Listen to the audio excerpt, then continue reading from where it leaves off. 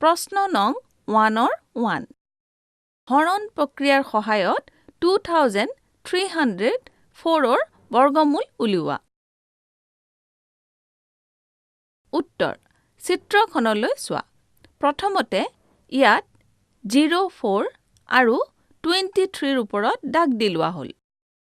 এতিয়া এনে এটা ডাঙৰ সংখ্যা বিচাৰা যাক বৰ্গ কৰিলে প্ৰথম দাগটোৰ তলত থকা সংখ্যা যেনে 23ৰ সমান নতুবা ইয়াতকৈ সৰু হয়। ধৰা হ'ল ডাঙৰ সংখ্যাটো আমি পালো 4।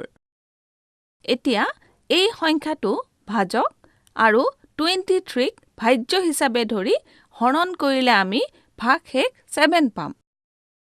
এইবাৰ 04 সংখ্যাটো তললৈ নমাই আনি ভাগশেষ 7ৰ সোঁহাতে লিখা হ'ল। অৱশেষত আমি নতুন ভাজ্য পাম 704।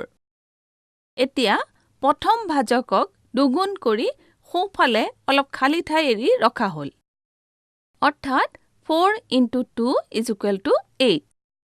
এতিয়া তোমালোকে এটা ডাঙৰ সংখ্যা ধৰা হ'ল 8 ধাৰণা কৰি লোৱা আৰু ইয়াক সোঁহাতে বহুৱাই দিলে আমি আকৌ এটা নতুন ভাজক 88 পাম। আৰু ভাগফলৰ ঘৰত এনে এটা সংখ্যা বহিব যিটোৰে নতুন ভাজকটোক পূৰণ কৰিলে ই ভাজ্যৰ সমান নতুবা সৰু হয়। এই ক্ষেত্ৰত আমি যদি 88ক 8ৰে পূৰণ কৰোঁ তেনেহলে আমি যিটো পূৰণফল পাম সেইটো নতুনকৈ পোৱা ভাজ্য 704ৰ সমান। সেয়েহে ইয়াৰ ভাগশেষ 0 হ'ব। অৰ্থাৎ ইয়াৰ পৰা আমি ভাগফল 48 পাম। আৰু ইয়েই হ'ব 2304 সংখ্যাটোৰ নিৰ্ণেয় বৰ্গমূল। প্ৰশ্ন নং 1-ৰ 2 হৰণ প্ৰক্ৰিয়াৰ সহায়ত 4489ৰ বৰ্গমূল উলিওৱা। উত্তৰ চিত্ৰখনলৈ চোৱা। প্ৰথমতে ইয়াত 89 আৰু 44ৰ ওপৰত দাগ দি লোৱা হ'ল। এতিয়া এনে এটা ডাঙৰ সংখ্যা বিচৰা যাক বৰ্গ কৰিলে প্ৰথম দাগটোৰ তলত থকা সংখ্যা যেনে 44ৰ সমান নতুবা ইয়াতকৈ সৰু হয়। ধৰা হ'ল ডাঙৰ সংখ্যাটো আমি পালো 6। এতিয়া এই সংখ্যাটো ভাজক আৰু 44ক ভাজ্য হিচাপে ধৰি হৰণ কৰিলে আমি ভাগশেষ 8 পাম। এইবাৰ 89 সংখ্যাটো তললৈ নমাই আনি ভাগশেষ 8ৰ সোঁহাতে লিখা হ'ল। অৱশেষত আমি নতুন ভাজ্য পাম 889। এতিয়া প্ৰথম ভাজকক দুগুণ কৰি সোঁফালে অলপ খালী ঠাই এৰি ৰখা হ'ল। অৰ্থাৎ 6 × 2 = 12। এতিয়া এটা ডাঙৰ সংখ্যা 7 ধাৰণা কৰি লোৱা আৰু ইয়াক সোঁহাতে বহুৱাই দিলে আমি আকৌ এটা নতুন ভাজক 127 পাম। আৰু ভাগফলৰ ঘৰত এনে এটা সংখ্যা বহিব যিটোৰে নতুন ভাজকটোক পূৰণ কৰিলে ই ভাজ্যৰ সমান নতুবা সৰু হয়। এই ক্ষেত্ৰত আমি যদি 127ক 7ৰে পূৰণ কৰোঁ তেনেহলে আমি যিটো পূৰণফল পাম সেইটো নতুনকৈ পোৱা ভাজ্য 889ৰ সমান। সেয়েহে ইয়াৰ ভাগশেষ 0 হ'ব। সেয়েহে ইয়াৰ পৰা আমি ভাগফল 67 পাম। আৰু ইয়েই হ'ব 4489 সংখ্যাটোৰ নিৰ্ণেয় বৰ্গমূল। প্ৰশ্ন নং 1-ৰ 3 হৰণ প্ৰক্ৰিয়াৰ সহায়ত 3481ৰ বৰ্গমূল উলিওৱা। উত্তৰ চিত্ৰখনলৈ চোৱা। প্ৰথমতে ইয়াত 81 আৰু 34ৰ ওপৰত দাগ দি লোৱা হ'ল। এতিয়া এনে এটা ডাঙৰ সংখ্যা বিচাৰা যাক বৰ্গ কৰিলে প্ৰথম দাগটোৰ তলত থকা সংখ্যা যেনে 34ৰ সমান নতুবা ইয়াতকৈ সৰু হয়। ধৰা হ'ল ডাঙৰ সংখ্যাটো আমি পালো 5। এতিয়া এই সংখ্যাটো ভাজক আৰু 34ক ভাজ্য হিচাপে ধৰি হৰণ কৰিলে আমি ভাগশেষ 9 পাম। এইবাৰ 81 সংখ্যাটো তললৈ নমাই আনি ভাগশেষ 9ৰ সোঁহাতে লিখা হ'ল। অৱশেষত আমি নতুন ভাজ্য পাম 981। এতিয়া প্ৰথম ভাজকক দুগুণ কৰি সোঁফালে অলপ খালী ঠাই এৰি ৰখা হ'ল।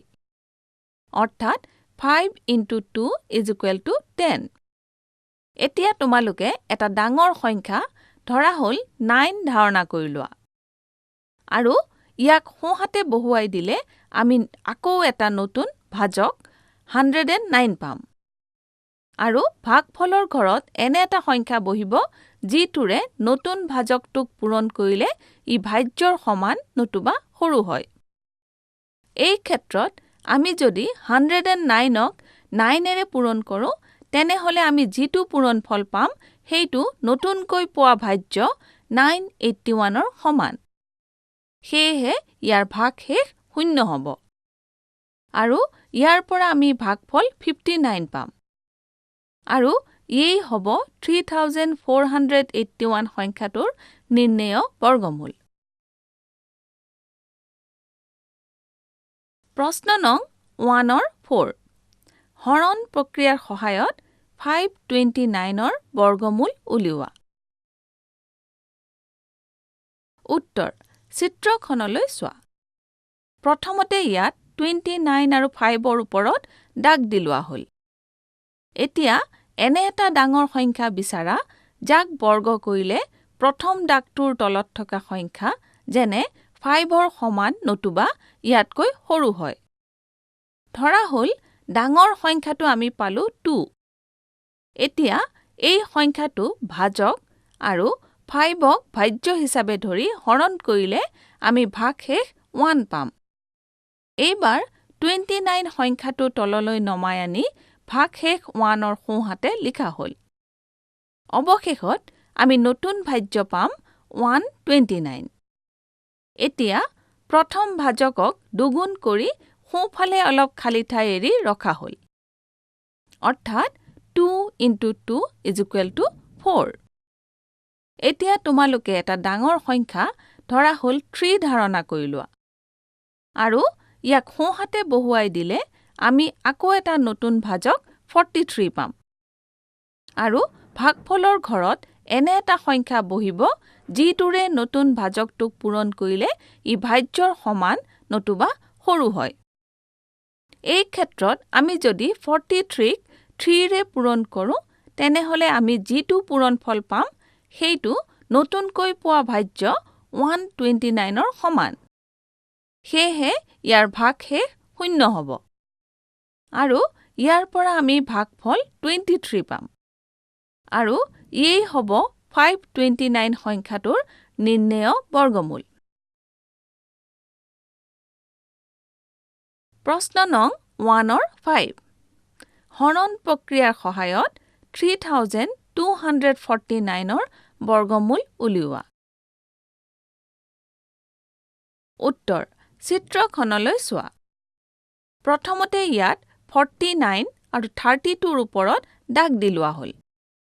এতিয়া এনে এটা ডাঙৰ সংখ্যা বিচাৰা যাক বৰ্গ কৰিলে প্ৰথম দাগটোৰ তলত থকা সংখ্যা যেনে 32ৰ সমান নতুবা ইয়াতকৈ সৰু হয়।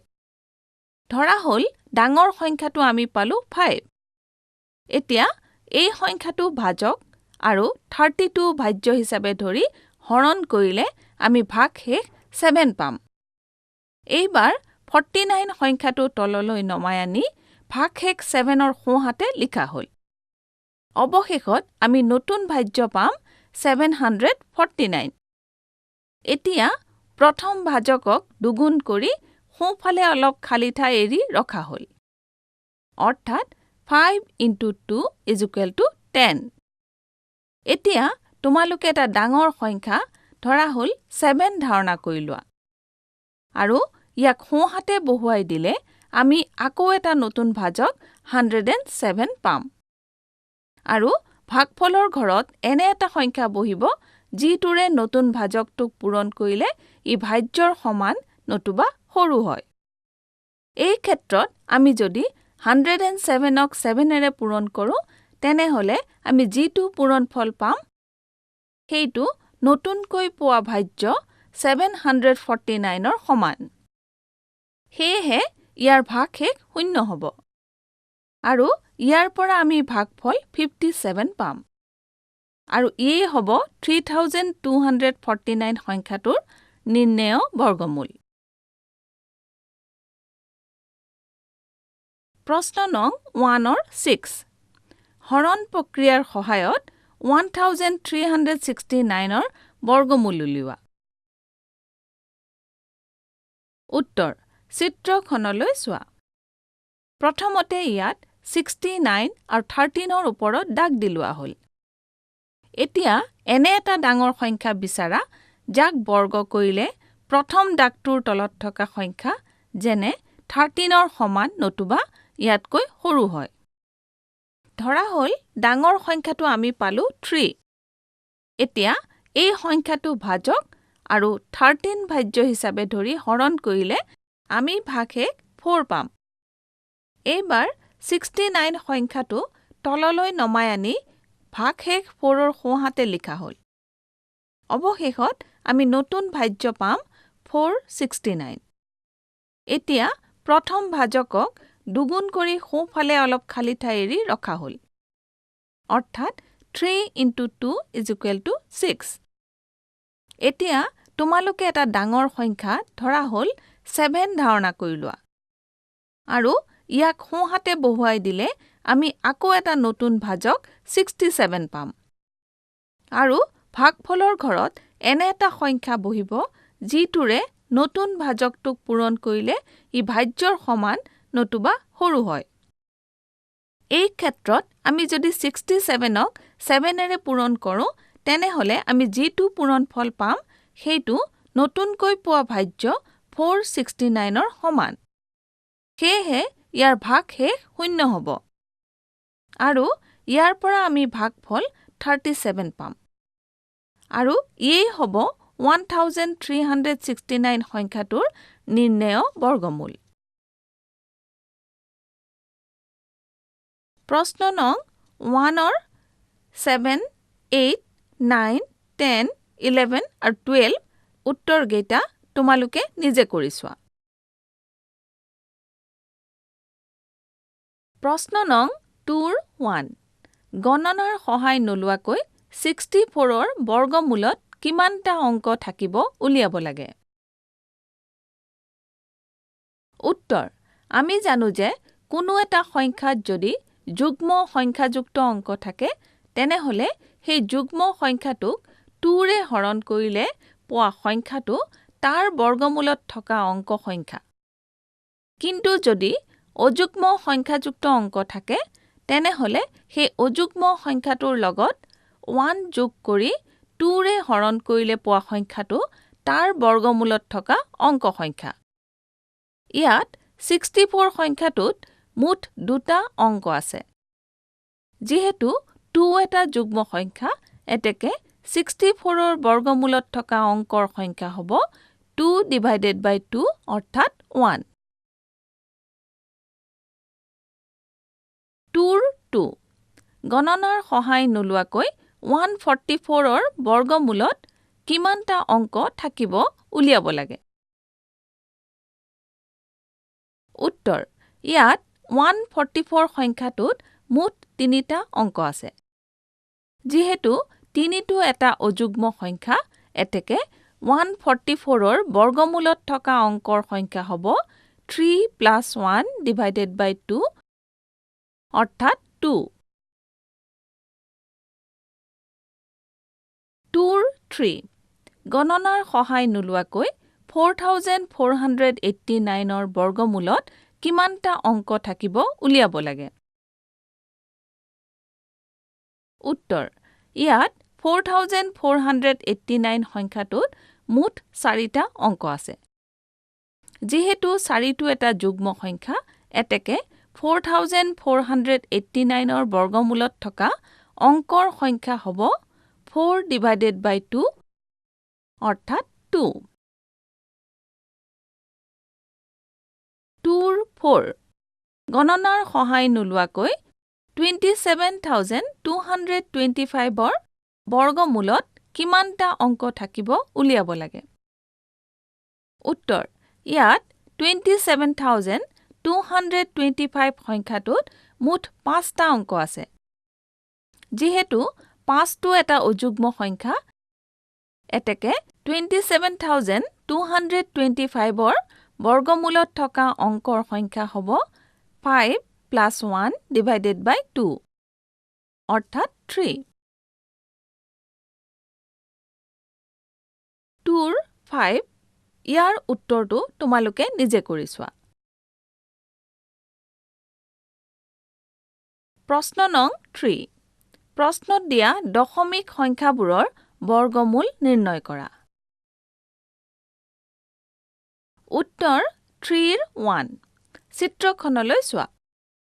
ইয়াত প্ৰথমে দশমিক সংখ্যা 2.56ৰ পূৰ্ণ সংখ্যা ভাগ অৰ্থাৎ 2ৰ ওপৰত দাগ দি লোৱা হ'ল আৰু তাৰ পিছত দশমিকৰ সোঁফালে থকা 56ৰ ওপৰত দাগ দিয়া হ'ল।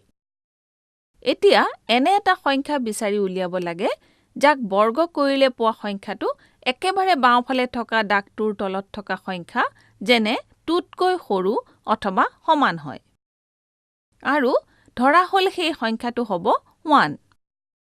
এতিয়া 1ক ভাজক আৰু বাওঁফালে বাৰডালৰ তলত থকা সংখ্যা যেনে 2ক ভাজ্য হিচাপে ধৰি হৰণ কৰিলে ভাগশেষ পোৱা যাব 1।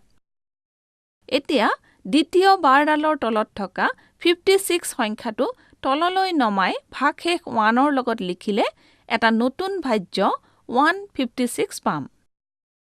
এতিয়া প্ৰথম ভাজকটোক দুগুণ কৰা হ'ল অৰ্থাৎ 1 × 2 = 2 হ'ব। এইবাৰ এই 2ৰ কাষত অলপ খালী ঠাই এৰি যোৱা হ'ল। যিহেতু 56ৰ আগত দশমিক বিন্দু আছে, সেয়ে ভাগফলৰ ঠাইত এটা দশমিক বিন্দু বহুৱাব লাগে। আমি জানো যে 26 × 6 = 156 হয়। এতেকে আমি ক'ব পাৰোঁ যে 2ৰ কাষৰ খালী ঠাইখিনিত এটা নতুন অংক 6 বহিব। অৰ্থাৎ নতুন ভাজকটো হ'ব 26। যিহেতু 26 × 6 = 156 হয়। এতেকে হৰণ কৰাৰ পিছত কোনো ভাগশেষ নাথাকে। অৰ্থাৎ ভাগশেষ 0 হ'ব। যিহেতু ভাগশেষ 0 আৰু কোনো সংখ্যা হৰণ কৰিবলৈ বাকী নাথাকিল, সেয়েহে আমি ক'ব পাৰোঁ যে ইহঁতৰ ভাগফল 1.6 সংখ্যাটো হ'ব 2.56ৰ বৰ্গমূল। উত্তৰ 3ৰ 2 চিত্ৰখনলৈ চোৱা। ইয়াত প্ৰথমে দশমিক সংখ্যা 7.29ৰ পূৰ্ণ সংখ্যা ভাগ অৰ্থাৎ 7ৰ ওপৰত দাগ দি লোৱা হ'ল আৰু তাৰ পিছত দশমিকৰ সোঁফালে থকা 29ৰ ওপৰত দাগ দিয়া হ'ল। এতিয়া এনে এটা সংখ্যা বিচাৰি উলিয়াব লাগে যাক বৰ্গ কৰিলে পোৱা সংখ্যাটো একেবাৰে বাওঁফালে থকা দাগটোৰ তলত থকা সংখ্যা যেনে 7তকৈ সৰু অথবা সমান হয়। আৰু ধৰা হ'ল সেই সংখ্যাটো হ'ব 2। এতিয়া 2ক ভাজক আৰু বাওঁফালে বাৰডালৰ তলত থকা সংখ্যা যেনে 7ক ভাজ্য হিচাপে ধৰি হৰণ কৰিলে ভাগশেষ পোৱা যাব 3। এতিয়া দ্বিতীয় বাৰডালৰ তলত থকা 29 সংখ্যাটো তললৈ নমাই ভাগশেষ 3ৰ লগত লিখিলে এটা নতুন ভাজ্য 329 পাম। এতিয়া প্ৰথম ভাজকটোক দুগুণ কৰা হ'ল অৰ্থাৎ 2 × 2 = 4 হ'ব। এইবাৰ এই 4ৰ কাষত অলপ খালী ঠাই এৰি যোৱা হ'ল। যিহেতু 29ৰ আগত দশমিক বিন্দু আছে, সেয়ে ভাগফলৰ ঠাইত এটা দশমিক বিন্দু বহুৱাব লাগে। আমি জানো যে 47 × 7 = 329 হয়। এতেকে আমি ক'ব পাৰোঁ যে 4ৰ কাষৰ খালী ঠাইখিনিত এটা নতুন অংক 7 বহিব। অৰ্থাৎ নতুন ভাজকটো হ'ব 47। যিহেতু 47 × 7 = 329 হয়, এতেকে হৰণ কৰাৰ পিছত কোনো ভাগশেষ নাথাকে। অৰ্থাৎ ভাগশেষ 0 হ'ব। যিহেতু ভাগশেষ 0 কোনো সংখ্যা হৰণ কৰিবলৈ বাকী নাথাকিল। সেয়েহে আমি ক'ব পাৰোঁ যে ইহঁতৰ ভাগফল 2.7 সংখ্যাটো হ'ব 7.29ৰ বৰ্গমূল। উত্তৰ 3 3। চিত্ৰখনলৈ চোৱা। ইয়াত প্ৰথমে দশমিক সংখ্যা 51.84ৰ পূৰ্ণ সংখ্যা ভাগ অৰ্থাৎ 51ৰ ওপৰত দাগ দি লোৱা হ'ল। আৰু তাৰ পিছত দশমিকৰ সোঁফালে থকা 84ৰ ওপৰত দাগ দিয়া হ'ল। এতিয়া এনে এটা সংখ্যা বিচাৰি উলিয়াব লাগে যাক বৰ্গ কৰিলে পোৱা সংখ্যাটো একেবাৰে বাওঁফালে থকা দাগটোৰ তলত থকা সংখ্যা যেনে 51তকৈ সৰু অথবা সমান হয়।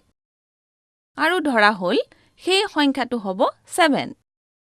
এতিয়া 7ক ভাজক আৰু বাওঁফালে বাৰডালৰ তলত থকা সংখ্যা যেনে 51ক ভাজ্য হিচাপে ধৰি হৰণ কৰিলে ভাগশেষ পোৱা যাব 2।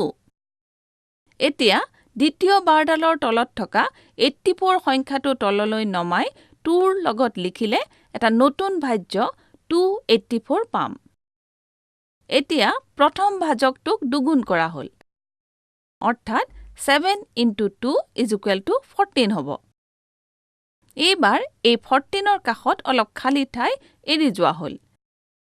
যিহেতু 84ৰ আগত দশমিক বিন্দু আছে, সেয়ে ভাগফলৰ ঠাইত এটা দশমিক বিন্দু বহুৱাব লাগে। আমি জানো যে 142 × 2 = 284 হয়। এতেকে আমি ক'ব পাৰোঁ যে 14ৰ কাষৰ খালী ঠাইখিনিত এটা নতুন অংক 2 বহিব। অৰ্থাৎ নতুন ভাজকটো হ'ব 142। যিহেতু 142 × 2 = 284 হয়, এতেকে হৰণ কৰাৰ পিছত কোনো ভাগশেষ নাথাকে, অৰ্থাৎ ভাগশেষ 0 হ'ব। যিহেতু ভাগশেষ 0 আৰু কোনো সংখ্যা হৰণ কৰিবলৈ বাকী নাথাকিল, সেয়েহে আমি ক'ব পাৰোঁ যে ইহঁতৰ ভাগফল 7.2 সংখ্যাটো হ'ব 51.84ৰ বৰ্গমূল। প্ৰশ্ন নং 3, 4 আৰু 5 তোমালোকে নিজে চেষ্টা কৰি চোৱা। প্ৰশ্ন নং 4ৰ 1। এটা পূৰ্ণবৰ্গ সংখ্যা পাবলৈ 402 সংখ্যাটোৰ পৰা বিয়োগ কৰিবলগীয়া আটাইতকৈ সৰু সংখ্যাটো নিৰ্ণয় কৰা। আৰু সেই পূৰ্ণবৰ্গ সংখ্যাটোৰ বৰ্গমূল কি হ'ব নিৰ্ণয় কৰা। উত্তৰ চিত্ৰখনলৈ চোৱা। ইয়াত 402 সংখ্যাটোক হৰণৰ দীঘলীয়া নিয়মৰে হৰণ কৰা হৈছে। হৰণ কৰাৰ আগতে প্ৰথমতে 02 আৰু 4 সংখ্যা কেইযোৰৰ ওপৰত দাগ দি লোৱা হ'ল। এতিয়া এনে এটা ডাঙৰ সংখ্যা উলিওৱা যিটো সংখ্যাৰ বৰ্গ একেবাৰে বাওঁফালে দাগটোৰ তলত থকা সংখ্যা 4তকৈ সৰু অথবা সমান হয়। ধৰা হ'ল ডাঙৰ সংখ্যাটো হ'ল 2। এই সংখ্যাটোক ভাজক আৰু 4 সংখ্যাটোক ভাজ্য হিচাপে লৈ হৰণ কৰা হ'ল। ইয়াত ভাগশেষৰ ঘৰত 2 থাকিব। ইয়াৰ অৰ্থ হ'ল যদি আমি সংখ্যাটোৰ পৰা ভাগশেষটো বিয়োগ কৰোঁ, তেনেহ'লে আমি এটা পূৰ্ণ বৰ্গ সংখ্যা পাম। আৰু সেই পূৰ্ণ বৰ্গ সংখ্যাটো হ'ল 402 - 2 অৰ্থাৎ 400। সেয়েহে আমি ক'ব পাৰোঁ যে আটাইতকৈ সৰু নিৰ্ণয় সংখ্যাটো হ'ল 2। আৰু 402ৰ পৰা 2 বিয়োগ কৰিলে আমি 400 পাম, যিটো এটা পূৰ্ণ বৰ্গ সংখ্যা। অৰ্থাৎ 400ৰ বৰ্গমূল হ'ব 20। প্ৰশ্ন নং 4ৰ 2। এটা পূৰ্ণ বৰ্গ সংখ্যা পাবলৈ 1989 সংখ্যাটোৰ পৰা বিয়োগ কৰিবলগীয়া আটাইতকৈ সৰু সংখ্যাটো নিৰ্ণয় কৰা। আৰু সেই পূৰ্ণবৰ্গ সংখ্যাটোৰ বৰ্গমূল কি হ'ব নিৰ্ণয় কৰা। আৰু সেই বৰ্গ সংখ্যাটোৰ বৰ্গমূল কি হ'ব নিৰ্ণয় কৰা। উত্তৰ চিত্ৰখনলৈ চোৱা। ইয়াত 1989 সংখ্যাটোক হৰণৰ দীঘলীয়া নিয়মৰে হৰণ কৰা হৈছে। হৰণ কৰাৰ আগতে প্ৰথমতে 89 আৰু 19 সংখ্যা কেইযোৰৰ ওপৰত দাগ দি লোৱা হ'ল। এতিয়া এনে এটা ডাঙৰ সংখ্যা উলিওৱা যিটো সংখ্যাৰ বৰ্গ একেবাৰে বাওঁফালে দাগটোৰ তলত থকা সংখ্যা 19তকৈ সৰু অথবা সমান হয়। ধৰা হ'ল ডাঙৰ সংখ্যাটো হ'ল 4। এই সংখ্যাটোক ভাজক আৰু 19 সংখ্যাটোক ভাজ্য হিচাপে লৈ হৰণ কৰা হ'ল। ইয়াত ভাগশেষৰ ঘৰত 3 থাকিব। এইবাৰ দ্বিতীয় দাগটোৰ তলত থকা 89 সংখ্যাটো তললৈ নমাই ভাগশেষ 3ৰ সোঁহাতে বহুৱাই দিলে এটা নতুন ভাজ্য 389 পোৱা যাব। এইবাৰ আগৰ ভাজকটোক দুগুণ কৰা হ'ল, অৰ্থাৎ 4 × 2 = 8, আৰু ইয়াৰ সোঁফালে অলপ খালী ঠাই ৰখা হ'ল। এতিয়া এটা সংখ্যা ধাৰণা কৰা, ধৰা হ'ল সংখ্যাটো 4, আৰু ইয়াক 8ৰ সোঁফালে বহুৱাই দিলে আমি এটা নতুন ভাজক পাম, সেইটো হ'ল 84। এই ক্ষেত্ৰত 84ক ভাগফলৰ এনে এটা সংখ্যাৰে পূৰণ কৰিব লাগিব যাতে ইয়াৰ মান ভাজ্য 389তকৈ সৰু বা সমান হয়। যদি আমি 84ক 4ৰে পূৰণ কৰোঁ তেনেহ'লে আমি পাম 336, আৰু ইয়াৰ ভাগশেষ 53 থাকিব আৰু কোনো বাৰ বাকী নাথাকিব। ইয়াৰ অৰ্থ হ'ল যদি আমি সংখ্যাটোৰ পৰা ভাগশেষটো বিয়োগ কৰোঁ তেনেহ'লে আমি এটা পূৰ্ণ বৰ্গ সংখ্যা পাম, আৰু সেই পূৰ্ণ বৰ্গ সংখ্যাটো হ'ল 1989 - 53 = 1936, যিটো এটা পূৰ্ণ বৰ্গ সংখ্যা। সেয়েহে আমি ক'ব পাৰোঁ যে আটাইতকৈ সৰু নিৰ্ণেয় সংখ্যাটো হ'ল 53, আৰু 1936ৰ বৰ্গমূল হ'ব 44। প্ৰশ্ন নং 4ৰ 3। এটা পূৰ্ণ বৰ্গ সংখ্যা পাবলৈ 3250 সংখ্যাটোৰ পৰা বিয়োগ কৰিবলগীয়া আটাইতকৈ সৰু সংখ্যাটো নিৰ্ণয় কৰা, আৰু সেই বৰ্গ সংখ্যাটোৰ বৰ্গমূল কি হ'ব নিৰ্ণয় কৰা। উত্তৰ চিত্ৰখনলৈ চোৱা। ইয়াত 3250 সংখ্যাটোক হৰণৰ দীঘলীয়া নিয়মৰে হৰণ কৰা হৈছে। হৰণ কৰাৰ আগতে প্ৰথমতে 50 আৰু 32 সংখ্যা কেইযোৰৰ ওপৰত দাগ দি লোৱা হ'ল। এতিয়া এনে এটা ডাঙৰ সংখ্যা উলিওৱা যিটো সংখ্যাৰ বৰ্গ একেবাৰে বাওঁফালৰ দাগটোৰ তলত থকা সংখ্যা 32তকৈ সৰু অথবা সমান হয়। ধৰা হ'ল ডাঙৰ সংখ্যাটো হ'ল 5। এই সংখ্যাটোক ভাজক আৰু 32 সংখ্যাটোক ভাজ্য হিচাপে লৈ হৰণ কৰা হ'ল। ইয়াত ভাগশেষৰ ঘৰত 7 থাকিব।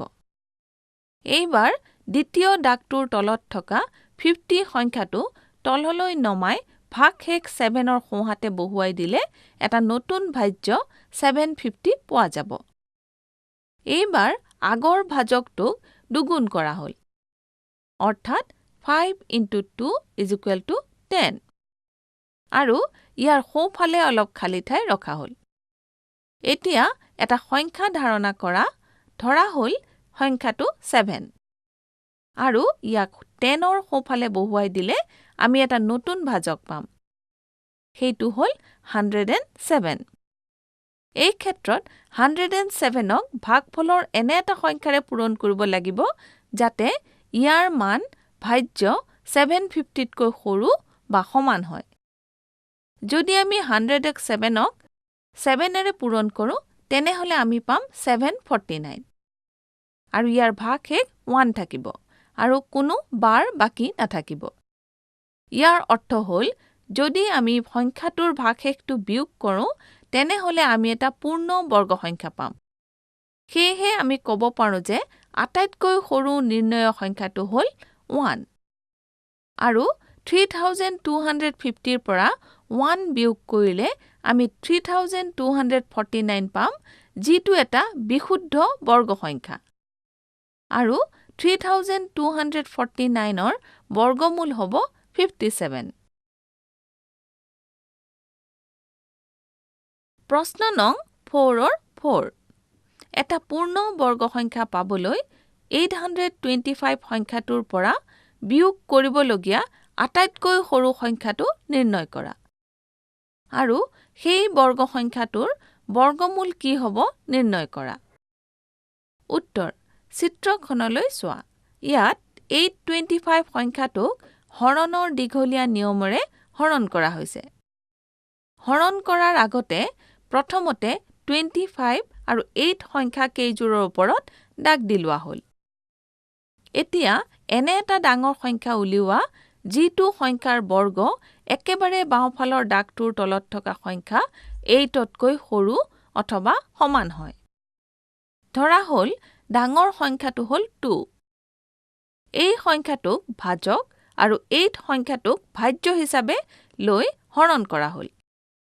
ইয়াত ভাগশেষৰ ঘৰত 4 থাকিব। এইবাৰ দ্বিতীয় দাগটোৰ তলত থকা 25 সংখ্যাটো তললৈ নমাই ভাগশেষ 4ৰ সোঁহাতে বহুৱাই দিলে এটা নতুন ভাজ্য 425 পোৱা যাব। এইবাৰ আগৰ ভাজকটোক দুগুণ কৰা হ'ল, অৰ্থাৎ 2 × 2 = 4। আৰু ইয়াৰ সোঁফালে অলপ খালী ঠাই ৰখা হ'ল। এতিয়া এটা সংখ্যা ধাৰণা কৰা। ধৰা হ'ল সংখ্যাটো 8। আৰু ইয়াক 4ৰ সোঁফালে বহুৱাই দিলে আমি এটা নতুন ভাজক পাম। সেইটো হ'ল 48। এই ক্ষেত্ৰত 48ক ভাগফলৰ এনে এটা সংখ্যাৰে পূৰণ কৰিব লাগিব যাতে ইয়াৰ মান ভাজ্য 425তকৈ সৰু বা সমান হয়। যদি আমি 487ক 8ৰে পূৰণ কৰোঁ তেনেহ'লে আমি পাম 384। আৰু ইয়াত ভাগশেষ 41 থাকিব। আৰু কোনো বাৰ বাকী নাথাকিব। ইয়াৰ অৰ্থ হ'ল যদি আমি সংখ্যাটোৰ পৰা ভাগশেষটো বিয়োগ কৰোঁ তেনেহ'লে আমি এটা পূৰ্ণ বৰ্গ সংখ্যা পাম। সেয়েহে আমি ক'ব পাৰোঁ যে আটাইতকৈ সৰু নিৰ্ণেয় সংখ্যাটো হ'ল 41। আৰু 825ৰ পৰা 41 বিয়োগ কৰিলে আমি 784 পাম, যিটো এটা বিশুদ্ধ বৰ্গ সংখ্যা। আৰু 784ৰ বৰ্গমূল হ'ব 28। প্ৰশ্ন নং 4 5 এটা পূৰ্ণ বৰ্গ সংখ্যা পাবলৈ 4000 সংখ্যাটোৰ পৰা বিয়োগ কৰিবলগীয়া আটাইতকৈ সৰু সংখ্যাটো নিৰ্ণয় কৰা। আৰু সেই বৰ্গ সংখ্যাটোৰ বৰ্গমূল কি হ'ব নিৰ্ণয় কৰা। উত্তৰ ইয়াৰ উত্তৰটো তোমালোকে নিজে কৰি চোৱা। প্ৰশ্ন নং 5 1 এটা পূৰ্ণ বৰ্গ সংখ্যা পাবলৈ 425 সংখ্যাটোৰ লগত যোগ কৰিবলগীয়া আটাইতকৈ সৰু সংখ্যাটো নিৰ্ণয় কৰা। আৰু সেই বৰ্গ সংখ্যাটোৰ বৰ্গমূল কি হ'ব নিৰ্ণয় কৰা। উত্তৰ চিত্ৰখনলৈ চোৱা। ইয়াত 425 সংখ্যাটোক হৰণৰ দীঘলীয়া নিয়মেৰে হৰণ কৰা হৈছে। প্ৰথমে এককৰ ঘৰৰ পৰা আৰম্ভ কৰি জোড় সংখ্যাবোৰ যেনে 25 আৰু 5ৰ ওপৰত দাগ দি লোৱা হ'ল। এতিয়া এনে এটা সংখ্যা উলিয়াব লাগে যাৰ বৰ্গ একেবাৰে বাওঁফালে দাগটোৰ তলত থকা সংখ্যা 5তকৈ সৰু অথবা সমান হয়। ধৰা হ'ল সংখ্যাটো 2। যিহেতু 2ক বৰ্গ কৰিলে 5তকৈ সৰু হ'ব, কিন্তু 3ক বৰ্গ কৰিলে 5তকৈ ডাঙৰ হ'ব। এতিয়া এই সংখ্যাটোক ভাজক আৰু 5ক ভাজ্য হিচাপে হৰণ কৰিলে আমি ভাগশেষ 1 পাম। ইয়াৰ পিছত 25 সংখ্যাটো তললৈ নমাই ভাগশেষ 1ৰ সোঁফালে লিখিলে আমি এটা নতুন ভাজ্য 125 পাম। এইবাৰ প্ৰথম ভাজকক দুগুণ কৰি লোৱা হ'ল, অৰ্থাৎ 2 × 2 = 4 হ'ব। আৰু এই সংখ্যাটোৰ সোঁফালে অলপ খালী ঠাই ৰখা হ'ল। এইবাৰ এটা সংখ্যা ধাৰণা কৰি লোৱা হ'ল। ধৰা হ'ল সংখ্যাটো 2। এই সংখ্যাটো 4ৰ সোঁফালে থকা খালী ঠাইত বহুৱাই দিলে আমি এটা নতুন ভাজক পাম। সেইটো হ'ব 42। যিহেতু 42 × 2 = 84 হয়, এতেকে 42ৰে 125ক হৰণ কৰাৰ পিছত ভাগশেষ 41 থাকিব। ইয়াৰ পৰা আমি ভাগফল পাম 22 আৰু ইয়াক বৰ্গ কৰিলে হ'ব 484। কিন্তু 484 সংখ্যাটো 525তকৈ সৰু। সেয়েহে ইয়াৰ পিছৰ পূৰ্ণ বৰ্গ সংখ্যাটো অৰ্থাৎ 23ক বৰ্গ কৰিলে হ'ব 529। ইয়াৰ পৰা আমি ক'ব পাৰোঁ যে যিহেতু 525 সংখ্যাটো 484তকৈ ডাঙৰ কিন্তু 529তকৈ সৰু, সেয়েহে যোগ কৰিবলগীয়া আটাইতকৈ সৰু নিৰ্ণয় সংখ্যাটো হ'ব 529 মাইনাছ 525 = 4। সেয়েহে আমি ক'ব পাৰোঁ যে 525ৰ লগত 4 যোগ কৰিলে এটা বিশুদ্ধ বৰ্গ সংখ্যা পাম আৰু সেই সংখ্যাটো হ'ব 529 আৰু 529ৰ বৰ্গমূল হ'ব 23। প্ৰশ্ন নং 5ৰ 2। উত্তৰ চিত্ৰখনলৈ চোৱা। ইয়াত 1750 সংখ্যাটোক হৰণৰ দীঘলীয়া নিয়মৰে হৰণ কৰা হৈছে। প্ৰথমতে এককৰ ঘৰৰ পৰা আৰম্ভ কৰি জোড় সংখ্যাবোৰ যেনে 50 আৰু 17ৰ ওপৰত দাগ দি লোৱা হ'ল। এতিয়া এনে এটা সংখ্যা উলিয়াব লাগে যাৰ বৰ্গ একেবাৰে বাওঁফালে দাগটোৰ তলত থকা সংখ্যা 17তকৈ সৰু অথবা সমান হয়। ধৰা হ'ল সংখ্যাটো 4। যিহেতু 4ক বৰ্গ কৰিলে 17তকৈ সৰু হ'ব, কিন্তু 5ক বৰ্গ কৰিলে 17তকৈ ডাঙৰ হ'ব।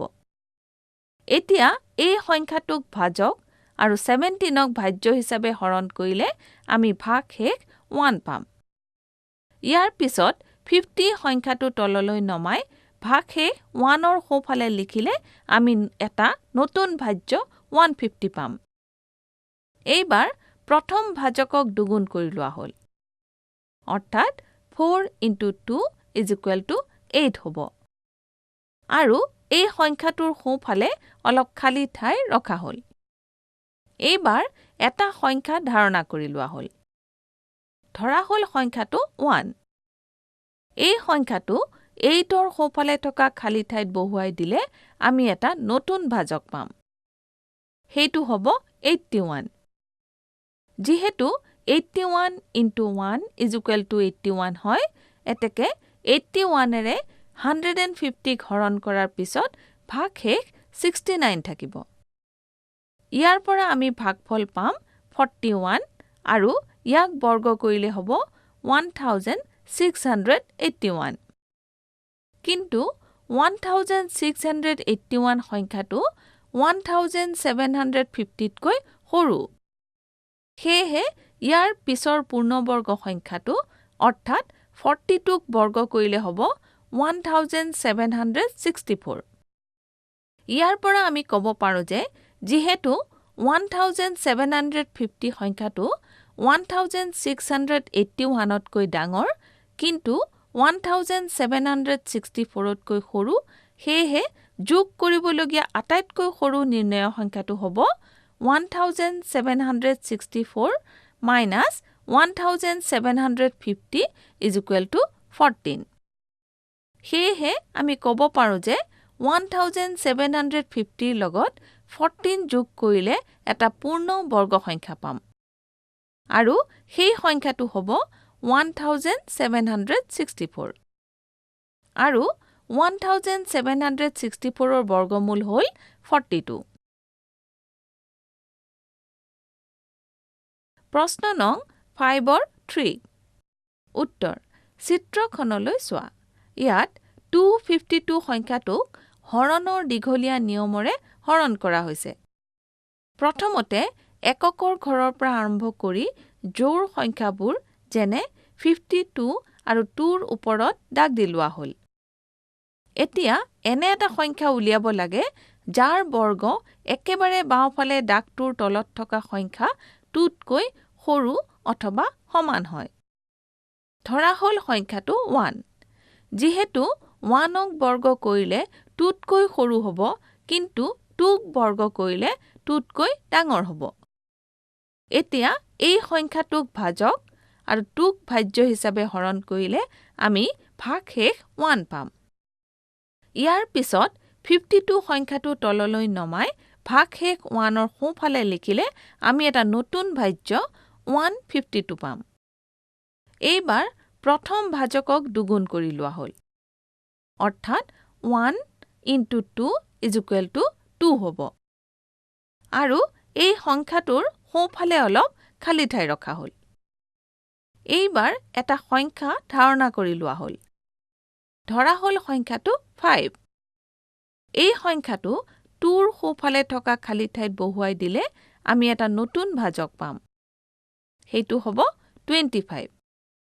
যিহেতু 25 × 5 = 125 হয়, এতেকে 25ৰে 152ক হৰণ কৰাৰ পিছত ভাগশেষ 27 থাকিব। ইয়াৰ পৰা আমি ভাগফল পাম 15 আৰু ইয়াক বৰ্গ কৰিলে হ'ব 225। কিন্তু 225 সংখ্যাটো 252তকৈ সৰু। সেয়েহে ইয়াৰ পিছৰ পূৰ্ণবৰ্গ সংখ্যাটো অৰ্থাৎ 16ক বৰ্গ কৰিলে হ'ব 256।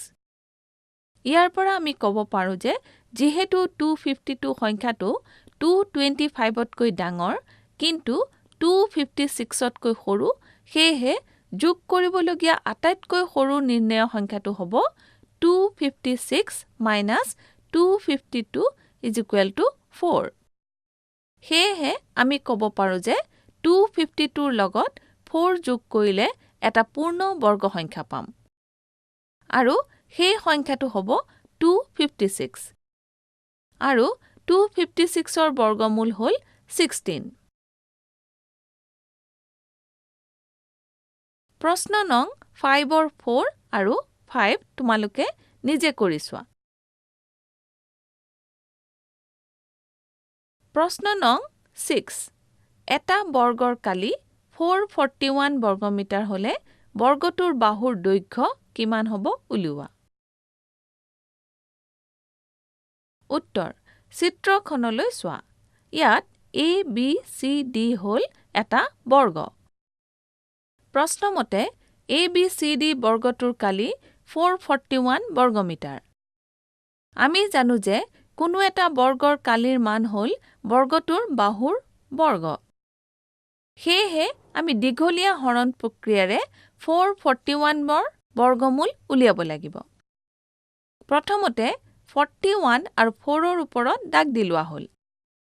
এতিয়া 2ক ভাজক হিচাপে ধৰা হ'ল। যিহেতু 2ক বৰ্গ কৰিলে বাওঁফালৰ দাগটোৰ তলত থকা সংখ্যা 4ৰ সমান হ'ব। আৰু 2ৰে 4ক হৰণ কৰা হ'ল। এতিয়া দ্বিতীয় বাৰডালৰ তলত থকা সংখ্যা 41 তললৈ নমাই আনিলে ই এটা নতুন ভাজ্য হ'ব। এইবাৰ প্ৰথম ভাজকক দুগুণ কৰা হ'ল, অৰ্থাৎ 2 × 2 = 4 হ'ব। এইবাৰ এটা সংখ্যা ধৰা হ'ল 1। ধাৰণা কৰি তাক 4ৰ সোঁফালে বহুৱাই দিলে আমি এটা নতুন ভাজক 41 পাম। ইয়াত 41ক 41ৰে হৰণ কৰিলে ভাগশেষ 0 হ'ব। আৰু হৰণ কৰিবলৈ কোনো সংখ্যা বাকী নাথাকিব। ইয়াৰ পৰা আমি পাওঁ ভাগফল 21 সংখ্যাটো 441ৰ বৰ্গমূল হ'ব। সেয়েহে আমি ক'ব পাৰোঁ যে ABCD বৰ্গক্ষেত্ৰৰ এটা বাহুৰ দৈৰ্ঘ্য 21 মিটাৰ। প্ৰশ্ন নং 7, ABC এটা সমকোণী ত্ৰিভুজ আৰু ইয়াৰ কোণ Bৰ মান 90 ডিগ্ৰী। A, যদি ABৰ মান 6 চেণ্টিমিটাৰ আৰু BCৰ মান 8 চেণ্টিমিটাৰ হয়, তেনেহ'লে ACৰ মান কিমান হ'ব উলিওৱা। উত্তৰ, চিত্ৰখনলৈ চোৱা। ইয়াত ABC হ'ল এটা সমকোণী ত্ৰিভুজ আৰু কোণ Bৰ মান 90 ডিগ্ৰী। প্ৰশ্নমতে ABৰ মান 6 চেণ্টিমিটাৰ আৰু BCৰ মান 8 চেণ্টিমিটাৰ। পাইথাগোৰাছৰ সূত্ৰ মতে আমি জানো যে ACৰ বৰ্গ হ'ল ABৰ বৰ্গ যোগ BCৰ বৰ্গ। এতিয়া ইয়াত AB আৰু BCৰ মান বহুৱাই দিলে আমি পাওঁ ACৰ বৰ্গ is equal to 6ৰ বৰ্গ plus 8ৰ বৰ্গ। অৰ্থাৎ ACৰ বৰ্গ is equal to 36 plus 64। অৰ্থাৎ 100 অথবা 10ৰ বৰ্গ। ইয়াৰ পৰা আমি লিখিব পাৰো যে ACৰ মান হ'ব 10 সেন্টিমিটাৰ। B, যদি ACৰ মান 13 সেন্টিমিটাৰ আৰু BCৰ মান 5 সেন্টিমিটাৰ হয় তেনেহলে ABৰ মান কিমান হ'ব উলিওৱা। উত্তৰ, চিত্ৰখনলৈ চোৱা। ইয়াত ABC হ'ল এটা সমকোণী ত্ৰিভুজ আৰু কোণ Bৰ মান 90 ডিগ্ৰী। প্ৰশ্নমতে ACৰ মান 13 সেন্টিমিটাৰ আৰু BCৰ মান 5 সেন্টিমিটাৰ। আমি জানো যে এটা সমকোণী ত্ৰিভুজৰ ACৰ বৰ্গ is equal to ABৰ বৰ্গ plus BCৰ বৰ্গ। ইয়াত AC আৰু BCৰ মান বহুৱাই দিলে আমি পাওঁ 13ৰ বৰ্গ is equal to ABৰ বৰ্গ plus 5ৰ বৰ্গ। অৰ্থাৎ ABৰ বৰ্গ is equal to 13ৰ বৰ্গ minus 5ৰ বৰ্গ। অৰ্থাৎ ABৰ বৰ্গ is equal to 169 minus 25। অৰ্থাৎ ABৰ বৰ্গ is equal to 144 বা 12ৰ বৰ্গ। এতেকে ইয়াৰ পৰা আমি ক'ব পাৰো যে ABৰ মান হ'ব 12 সেন্টিমিটাৰ। প্ৰশ্ন নং 8। এজন মালীৰ 1000টা গছপুলি আছিল। তেওঁ গছপুলিবোৰ এনেধৰণে ৰুব বিচাৰিছিল যাতে পুলিবোৰৰ যিমানটা শাৰী থাকিব সিমানটা স্তম্ভও থাকিব লাগিব। ইয়াৰ বাবে তেওঁক কমপক্ষেও আৰু কিমানটা গছপুলি লাগিব? উত্তৰ, এজন মালীৰ 1000টা গছপুলি আছিল। প্ৰশ্নমতে মুঠ শাৰীৰ সংখ্যা আৰু মুঠ স্তম্ভৰ সংখ্যা সমান। চিত্ৰখনলৈ চোৱা। ইয়াত প্ৰথমতে হৰণৰ দীঘলীয়া নিয়মৰে 1000ৰ বৰ্গমূল উলিওৱা হৈছে। ইয়াত এককৰ ঘৰৰ পৰা আৰম্ভ কৰি প্ৰতিযোৰ অংকত দাগ দি লোৱা হৈছে। এতিয়া এনে এটা ডাঙৰ সংখ্যা উলিওৱা যাৰ বৰ্গ বাওঁফালৰ দাগটোৰ তলত থকা 10তকৈ সৰু অথবা সমান হয়। ধৰা হ'ল সংখ্যাটো হ'ব 3, কাৰণ 10তকৈ 3ৰ বৰ্গ সৰু, কিন্তু 4ৰ বৰ্গ ডাঙৰ। এইবাৰ 3ক ভাজক আৰু বাওঁফালৰ বাৰডালৰ তলত থকা 10ক ভাজ্য হিচাপে লৈ হৰণ কৰিলে আমি ভাগশেষ 1 পাম। ইয়াৰ পিছত দ্বিতীয় দাগটোৰ তলত থকা সংখ্যা 00ক তললৈ নমাই ভাগশেষ 1ৰ সোঁহাতে লিখিলে আমি এটা নতুন ভাজ্য পাম, সেইটো হ'ব 100। এতিয়া প্ৰথম ভাজকটোক দুগুণ কৰা হ'ল, অৰ্থাৎ 3 into 2 is equal to 6। আৰু 6ৰ সোঁফালে অলপ খালী ঠাই ৰখা হ'ল। এইবাৰ এটা সংখ্যা ধৰা হ'ল 1 ধাৰণা কৰি ইয়াক 6ৰ সোঁহাতে বহুৱাই দিলে আমি আকৌ এটা নতুন ভাজক পাম, সেইটো হ'ব 61। যিহেতু 61 into 1 is equal to 61 হয়, এতেকে 61ৰে 100ক হৰণ কৰিলে আমি 39 ভাগশেষ পাম। ইয়াৰ পৰা আমি ভাগফল 31 পাম। কিন্তু 31ৰ বৰ্গ অথবা 961 সংখ্যাটো 1000তকৈ সৰু।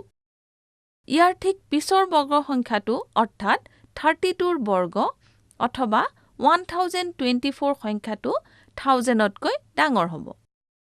সেয়েহে যোগ কৰিবলগীয়া সংখ্যাটো হ'ব 1024 minus 1000 is equal to 24। সেয়েহে ইয়াৰ পৰা আমি ক'ব পাৰো যে বাগিচাত পুলিবোৰৰ যিমানটা শাৰী থাকিব সিমানটা স্তম্ভ থাকিব লাগিলে বাগিচাৰ মালিকক কমপক্ষেও আৰু 24টা পুলি লাগিব। প্ৰশ্ন নং 9। এখন স্কুলত 500 ছাত্ৰ-ছাত্ৰী আছিল।